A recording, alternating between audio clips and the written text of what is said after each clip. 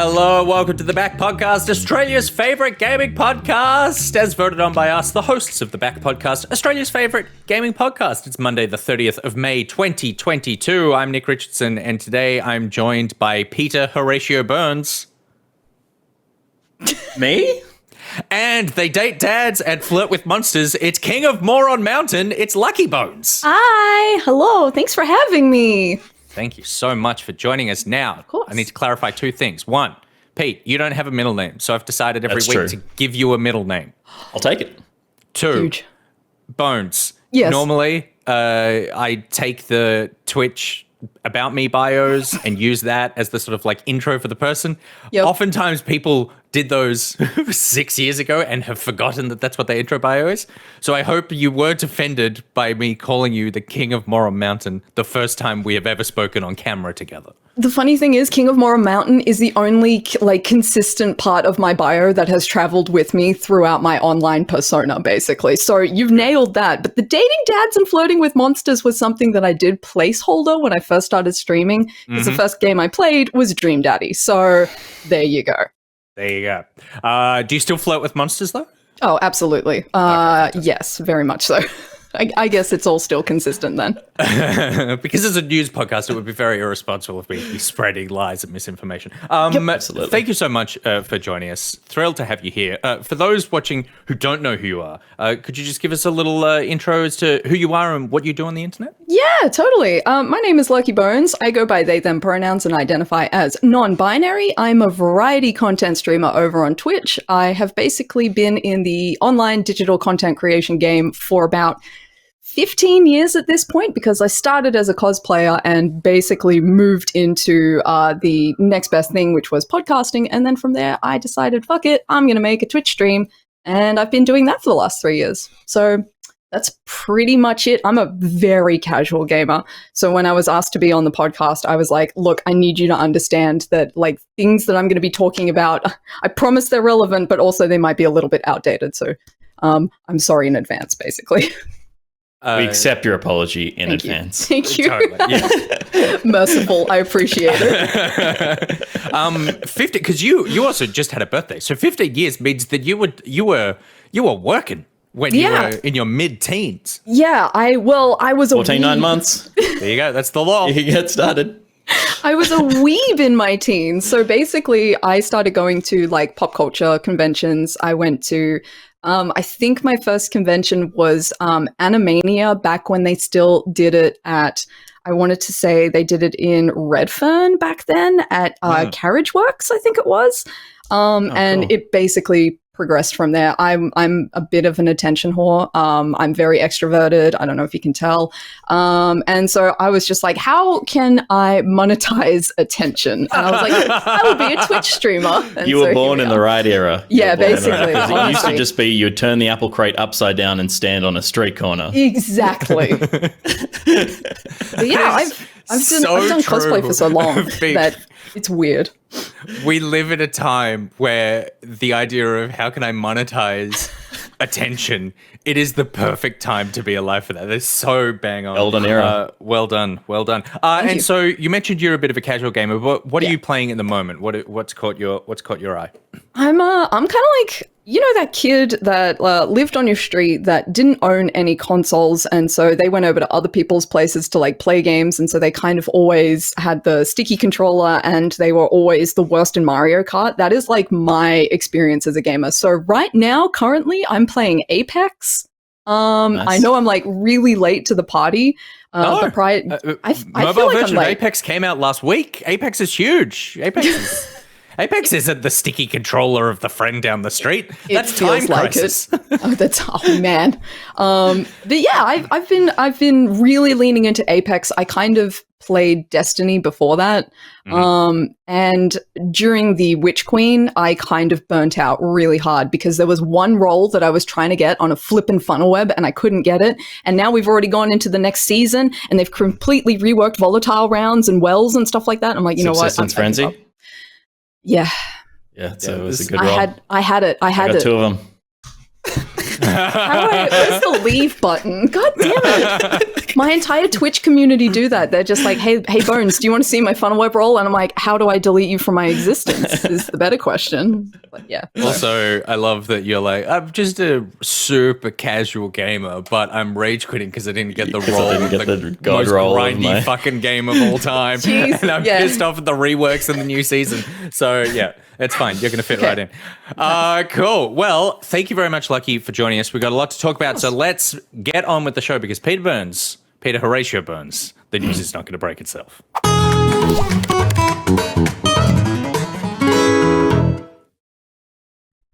The Backup is presented by one of our top Stitch patrons and the best evil person we know, all of Real Madrid. Fuck him.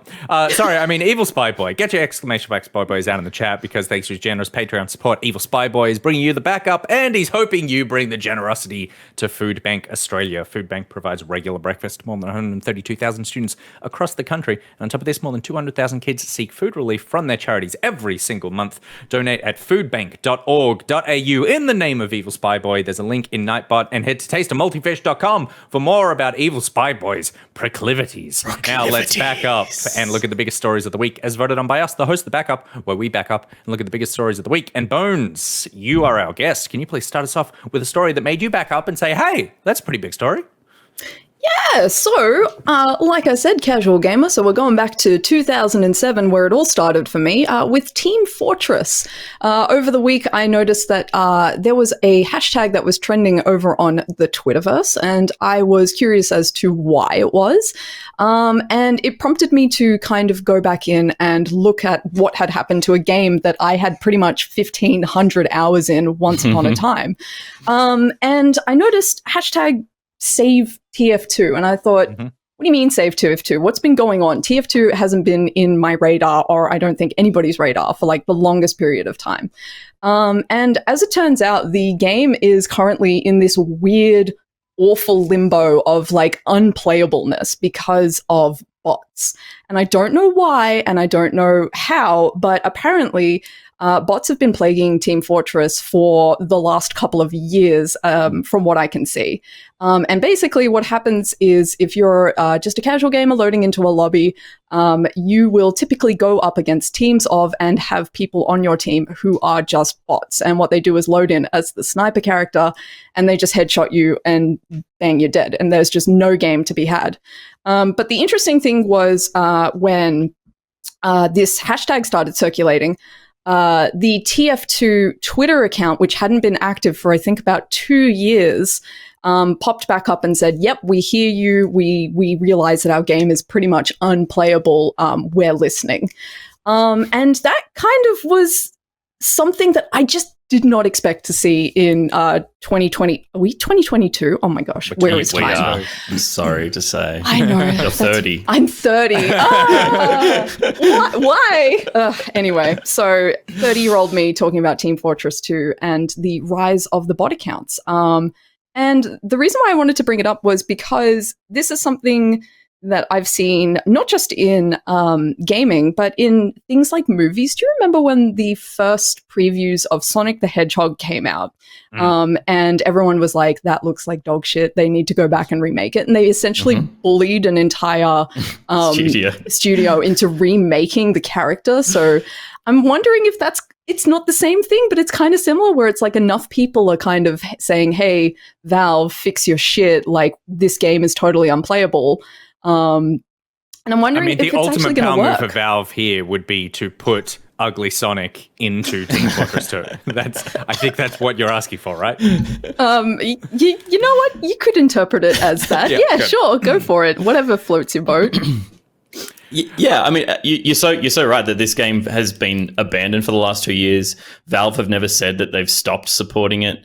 So it's kind of just been, why have you left this, small, sure, but like loyal fan base in the lurch? And you could understand it if it was a small company, but it's Valve. Yeah. They're making billions of dollars a year selling hats in Dota and Counter-Strike. Yep.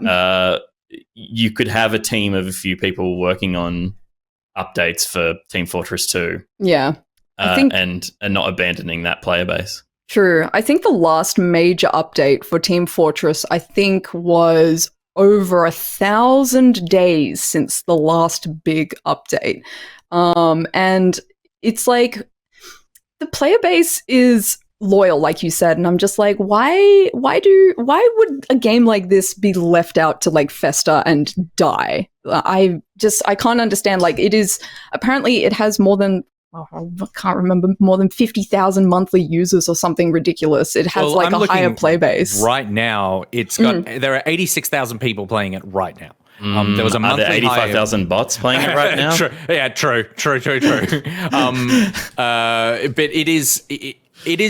it's wild because you're so right that I mean, this is a genre-defining game, and it's one of those games that has one of the most hardcore fan bases as well. The people who love this game, are still playing this game, are obsessed with this game. And it is such a Valve thing to just not communicate anything about what is going on with a product that they have. It would not, again, I don't know a ton about how this stuff works, but Valve can absolutely afford to put enough people onto this to have some sort of like upkeep and maintenance. This story reminds me as well of the From Software story where the servers for Dark Souls on PC have been offline since like February, potentially even earlier than that. And it's like they're just not saying anything about what's going on. And it's like, even though this isn't necessarily the new hotness, I think a way that you endear yourself and make sure that people want to get onto your new hotness when you bring it out is to make sure the old warmness is still like you can drop the heat analogy. Well, no, it's warm. I mean, no one's saying that Team Fortress 2 is hot right now. No. It's just it is a strange move. They've come out and done this, but I checked the Reddit, the Team Fortress Reddit today, and everyone was like, "This is great, but you've said this before, and you're only saying this because we were trending on Twitter enough that we sonicked you." And so it would be disappointing if this game doesn't, because even though I don't play it, there's something sort of comforting about the fact that Team Fortress 2 is still a game that people play. Yeah, it's wild because like I think about how much time I used to spend in it and how much like I enjoyed playing it, and knowing that there are still people out there who genuinely value the time that they spend in this game. The fact that the company that's meant to support it isn't, it kind of just feels like you're being left out in the lurch. Like, I know it's not a popular new release or anything like that. Like, it hasn't had any major updates, but it's just like knowing that it's there and that it just works. It just feels like a comfort, and it's just like, it's a bit sad to watch that kind of fall apart, especially like I don't know how to phrase it as much as it's disappointing that there is just no support there, because there are people who genuinely just want to keep playing this game, and it's just like, well, maybe you should play something else. I'm like, I don't think that's good enough to tell people to just move on, because if it's what they want to play, then it's what they want to play. Totally. I just think like it really comes down to communication from Valve. It's like, if they don't want people to play it anymore because they don't want to support it, then they should say. But they haven't said that they're stopping support for this game, so they need to continue actually supporting the game, not just letting it kind of die a slow death full of bots. Yep.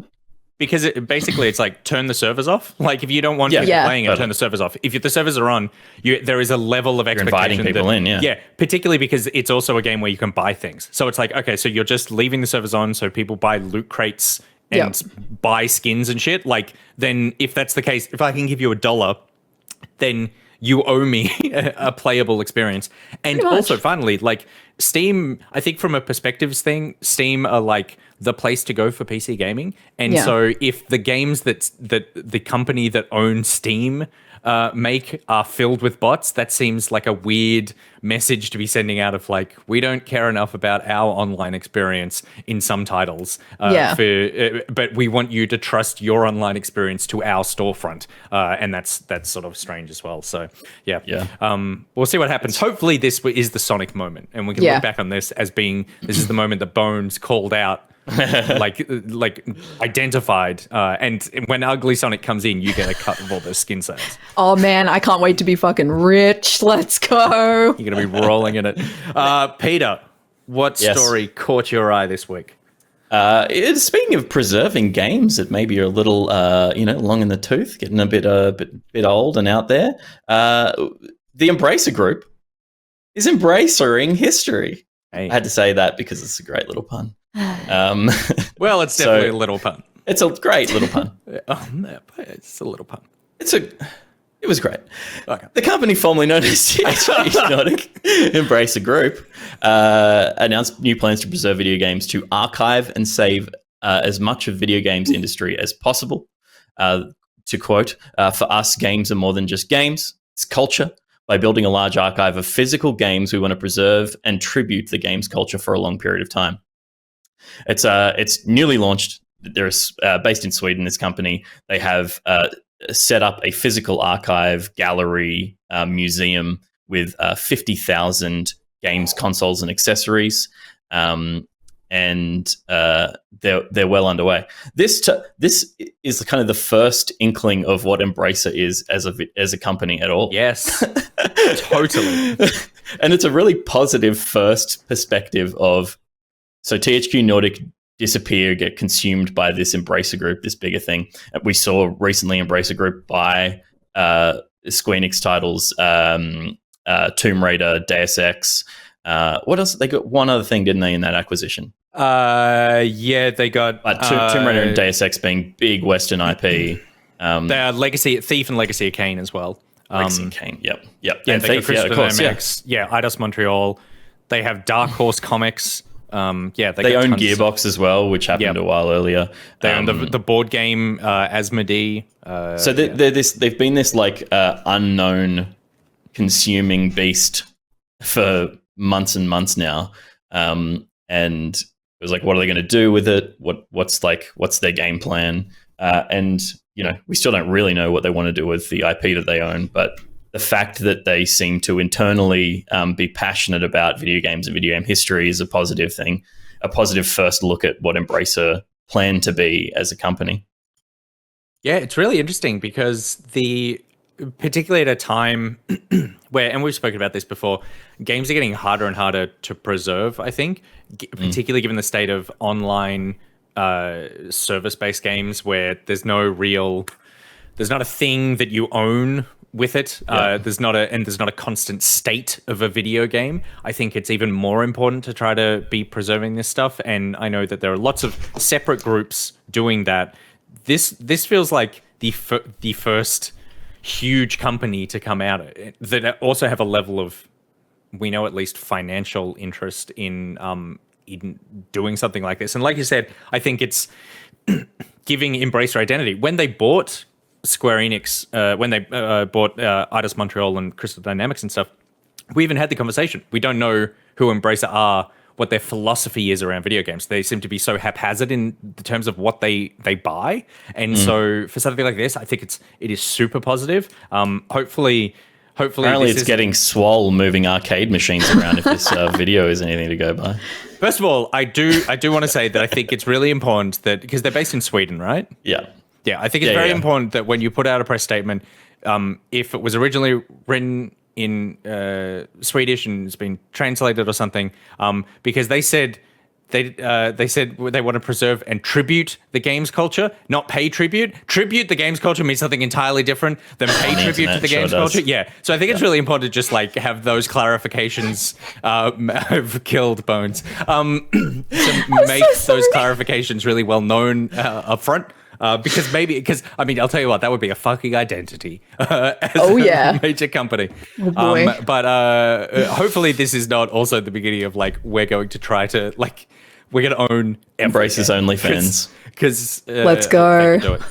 They're already starting to own a ton, and the idea is that we also own this massive back catalog. Like they literally just want to own a copy of every single game, whether or not it's something they made or not. Right. Bones, are you into game preservation? Do you like looking back on games of the past? You mentioned, you are living in the past. Yeah, you are living in the past. So true.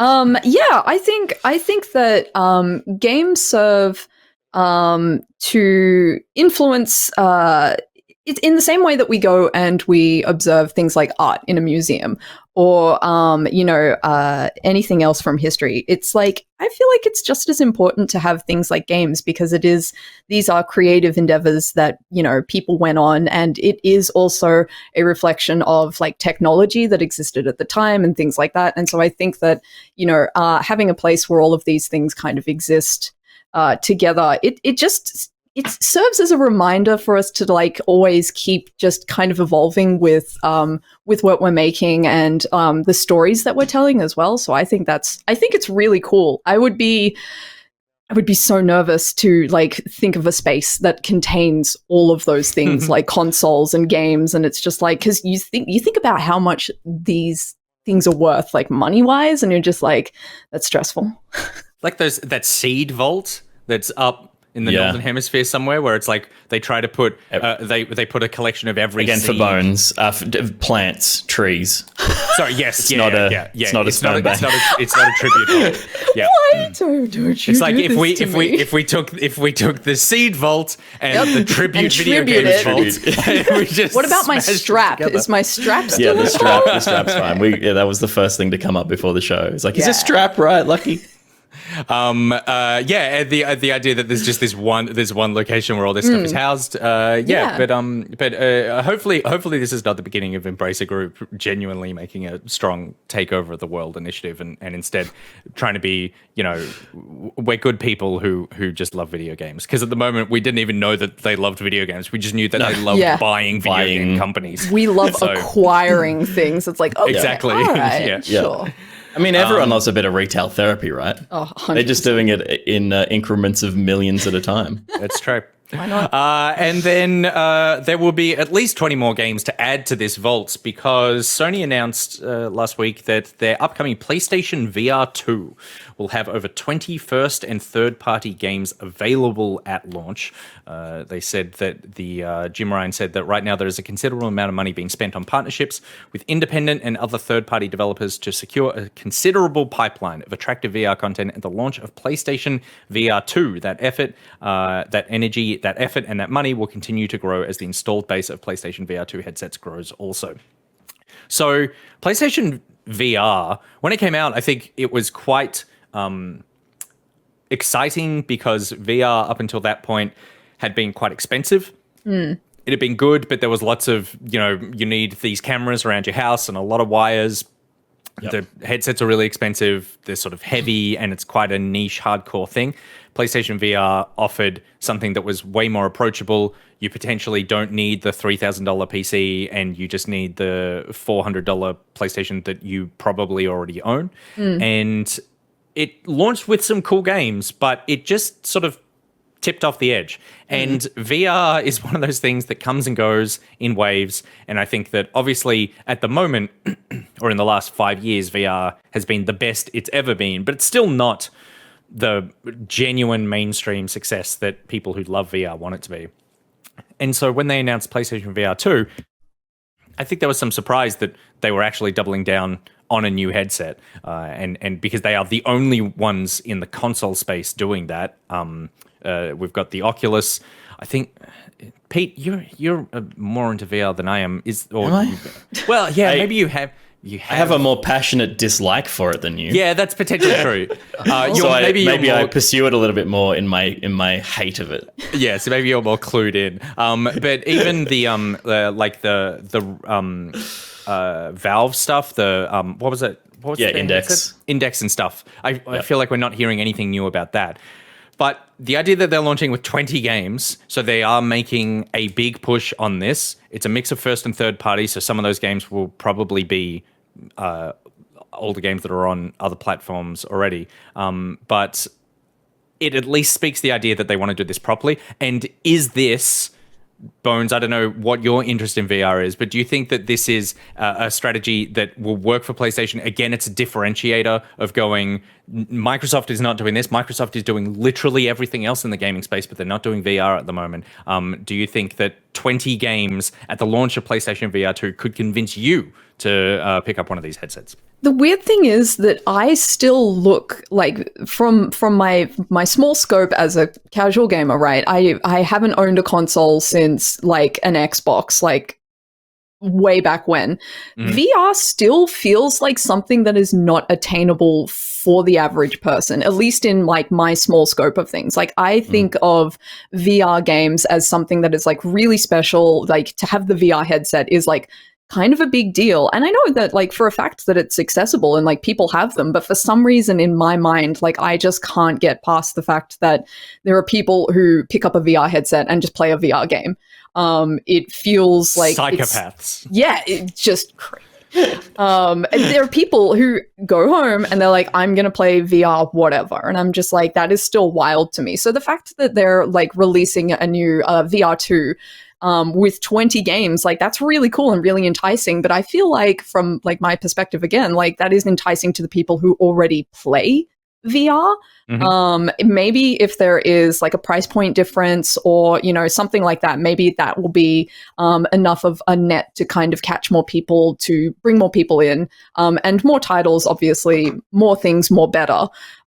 Is like what I can boil it down to at a base level. So yeah, like I guess it just depends on what games are on offer, and what they're kind of like going for these days, like money wise, and whether people feel like or they can access it or not. Like I know for a fact, like, is this something that's available on different PlayStation consoles, or is it like PlayStation 5? Because that's still something you can't get in Australia very readily. Last time I checked. That's what I was going to say. I don't know that they've confirmed, but I think the assumption is that it's for next-gen hardware. Right, okay. Which I'm fairly certain, it is just exclusive. Exclusive to PS5?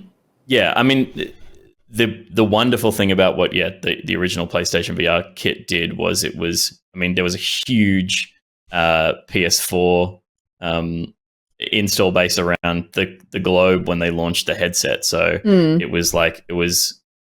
already had a market they were selling to. I think, again, this is just a really accessible way for PlayStation gamers to use VR. It was never the best VR. This will be a much better experience than the original one, but it probably won't be as good as the Vive. So I don't think it's like the VR enthusiasts are still not looking necessarily to PlayStation consoles to get the best of VR. It's just a really good version of what VR has to offer for PS console gamers, which I think is a good thing. But I think that's why, you know, the first party titles are an important part of this push, because really all they're talking to is people who own a PlayStation 5, and to talk to those people having the Horizon VR game and having the God of War VR experience are things that are going to give people more of an inclination to go, you know what, I'll buy up into this because, you know, it's a Christmas gift or it's a whatever, because I know I'm going to get these first party experiences out of it. So it's smart to have as much of that as possible, because, again, I mean, my experience with VR has been, it's exciting for a week and then the drop off is insane. Like, it's just they gather dust after that. So totally. And I think you're so spot on, Bones, in terms of the perception of it, because it really does feel like VR is aimed at not necessarily like a casual audience, but it is whenever I see VR stuff, there's this idea of like the family is getting involved, like grandma has come over and you've put the headset on her because she doesn't need to figure out how to use a controller. Like, it is just, if she knows how to lift something with her hand, then she can probably lift something in VR. Yeah. But everything around it is so not easy and accessible. Like, financially, it's still this very expensive thing to get into. The idea that you're locking yourself into this like thing where you can't see anything else is inherently inaccessible. There's just all the it feels like they're aimed at the wrong target group. It should be aimed at like the most hard. Don't make accessible VR experiences. Make like, put EVE Online in VR and you'd probably make way more money. Like, put in the most hardcore games in VR that are the strategy games or something where you could feel like you're truly the commander looking over the thing. Enders game it. Enders game it. But Pete, in terms of what you said in terms of like the sell up into the PS5 thing, because the other thing that PlayStation have is that I know when PS Plus, when they were still supporting the last VR headset, actively, there were PS Plus games that were VR games that came there. So I think that for those people going, I just feel like there's still not enough PS5 exclusive titles, then this is potentially one of those things where it's like, well, we do have some stuff here. Some first-party titles will launch. We will add some probably third-party titles to our PS Plus free games each month or something. So if you're already in the ecosystem, then you're going to be getting some VR things. I think that I really like the idea of VR. And Middo Fanfare in the chat put his finger on it, which was there's just not that one unmissable VR experience. I think it's probably Half-Life Alyx. If I had to go, that's the one that everyone says is the game you should play, except it's also a horror game, and VR horror is the most awful, intense experience. Awful experience ever. So I don't want to do that. And other than that, there's just not something where I'm like, my life was better because I played it. It was like, well, that certainly was 45 minutes of my time. Yeah. And I'm sweaty and I fell over. A bald British man yelled things at me while I was shot out of a car. Yeah, I know. And I felt like I was in an arcade in the early 2000s. So if that's the best that I'm getting, then yeah. But we'll see. I'm still optimistic or hopeful, I guess, for what PSVR 2 is, and at least it's launching with some games, unlike every console launch we've had in the last 24 months. And speaking of some games, a few announcements of game announcements. We got a release date for The Lord of the Rings Gollum, which will release on the 1st of September for PC, PlayStation, Xbox, and the Nintendo Switch launch will follow later this year. Infinity Ward confirmed that Modern Warfare 2 will launch on the 28th of October, and platforms have yet to be detailed around that one. EA officially unveiled Respawn Entertainment's Star Wars Jedi Fallen Order sequel, and it's called Star Wars Jedi Survivor, and it will be out on PlayStation, Xbox, and PC sometime next year. It does look good. It does. They've made that guy look less just unbelievably generic guy. Yes. I think he's just he's grown up. He's grown into his face. Yeah. Yes. Yeah. Definitely. It was the most fucking boring thing I've ever seen. Well, I mean, like in a Star Wars game, that face being like, this is who you are. It's like, out of everything in Star Wars, you picked that. Yep. And there were headlines, people from Respawn, when they were pitching the game, were trying to have a black female protagonist, and it just got poo-pooed by fucking EA. Totally. So it's like, it was probably the artist going like, oh, you want generic, do you? Yeah. They're just like, oh, you want to be able to connect with this character? Generic. Here you go. They're boring and they're cis and they're probably white, and there you go.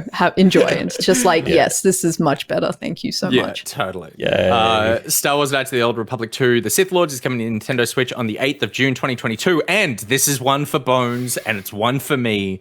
Dream Daddy developer Game Grumps has a new psychological horror game. Hit the dab. That's the most fucking intense. Did you say dabs Giga Dab? I said hit the dab. Oh, hit the dab. I think say Giga Dab was like a triple dab or something. God, You're 30. Dab's a You're thing, going to throw your back out dabbing like that. Shut up. Stop. Inspired by classic slasher films of the 1980s, it's a narrative-driven game that sees you escaping a house by solving puzzles, making dialogue decisions, and avoiding the killer. Bones, Dream Daddy, psychological horror game. It's called This is Homebody. everything. This is everything. Flirting with monsters for sure. Yes. Hopefully there are dads and monsters. Maybe a monster dad. Monsters. Oh my god. That would be hella clutch. No, I actually... Also, don't look up Monster Dad as well on the internet. Don't do it.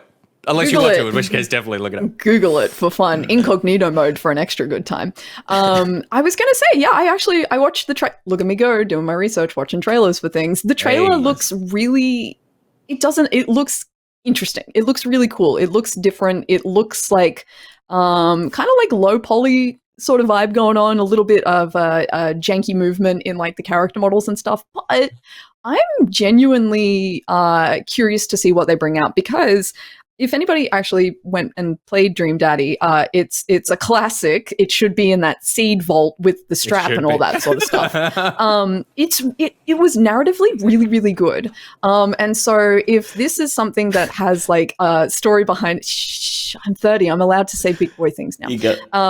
And if this is like narratively as sound as Dream Daddy was, which that story was just so beautiful in so many ways, I'm really excited. I'm chuffed. I'm excited for it. Yeah, I'm super keen as well. I love Dream Daddy, and the I also love when a developer pivots Yes. and goes like the thing, the thing that we're known for, we're actually doing something entirely different, because Yeah. that